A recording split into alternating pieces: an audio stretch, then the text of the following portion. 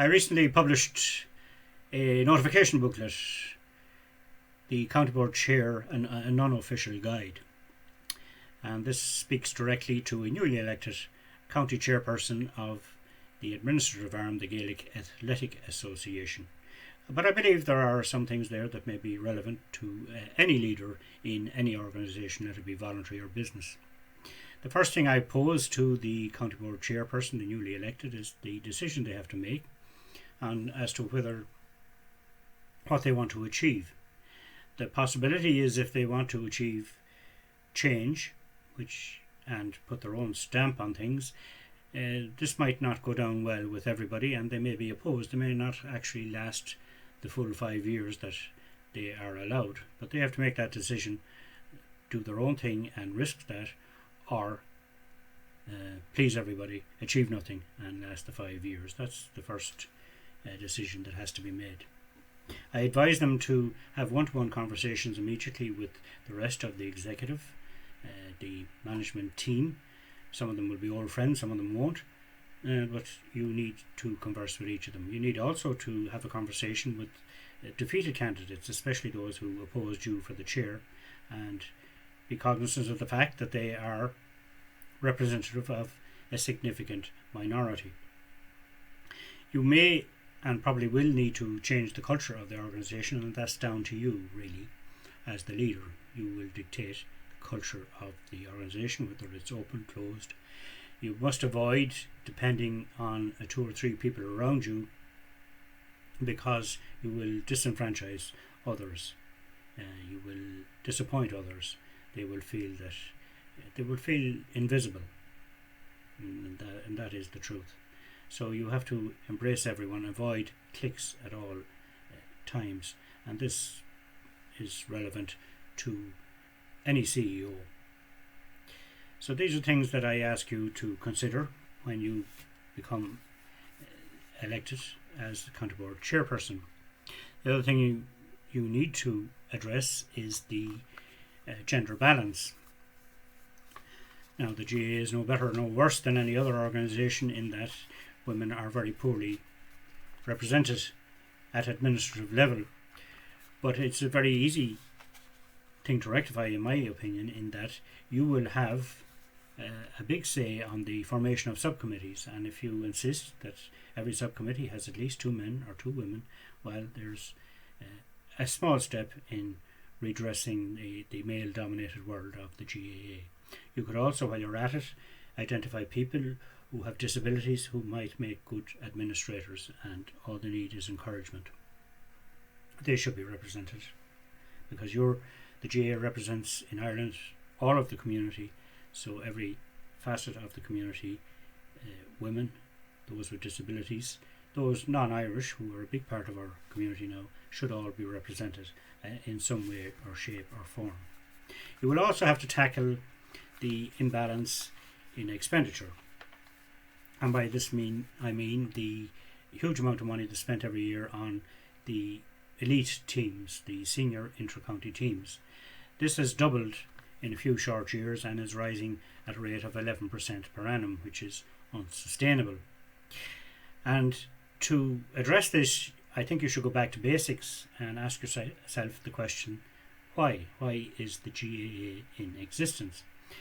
It's in existence, in our official guide anyway, because we are there to promote and preserve Gaelic games and pastimes. And for why, I think any normal person would agree that to do that you start by passing on the skills of the game to children at primary school level and following them through to their teenage years, coaching, improving them, and then when they get into serious competitions, coaching and looking after them, advising them physically and mentally, and looking after them generally until they go into their prime in their 20-somethings, when they will play for their clubs at club level. Out of this group, of course, you will pick the elite players who would be suitable for playing at inter-county level, and every county has aspirations to win a title, let it be provincial or All-Ireland title. Very few do, though. So the idea that we pour enormous amounts of money into a senior team in the hope, which is a very faint one, of winning a title really doesn't make sense. But switching resources to children, teenagers and 20-something players will eventually, I think, bring about results and give you the best possible 15 to line out for the county eventually. It probably won't happen even if you do last 5 years. It won't happen in your time, but you will lay the foundation for it.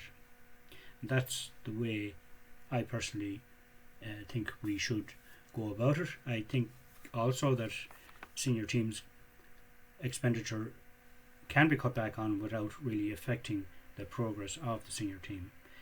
The managers and backroom staff have increased organically and have become more costly organically, because I believe one county is looking over their shoulder at another county, and if they have a psychologist, well, we need a psychologist.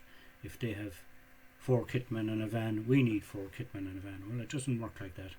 You should, if you are a leader, you should concentrate on your own county, your own resources, and use them wisely. One way of doing that, of course, is what should be done anyway, is by getting agreement on the budget at the beginning of the year. There's little point in looking at the end of year accounts and approving them when there's nothing you can do to change them. But you can change things at budget at the start of the year, and you should bring in the committee, the representatives from all the clubs and your executive, to decide on how the budget should be spent. And in that way, nobody can stand up and justify the increase in expenditure that's happening now year on year. I believe if this was done in every county, it wouldn't be happening. And that budget should be sent to head office as is needed under rule, along with the minutes where it was agreed. That might concentrate minds. Anyway, these are a few tips and strategies I have for the incoming county chairperson, newly elected. I wish you well in reading it, and bear in mind that it is an unofficial guide, so you're not obliged to take any of this advice. That's the good news. And perhaps you might inform me that I might improve the second edition. In any case, it's food for thought. And if it creates a debate, even if you vehemently disagree with everything I say, well, at least I'll have achieved something. So, the very best of luck for you and your county and your new position in the future.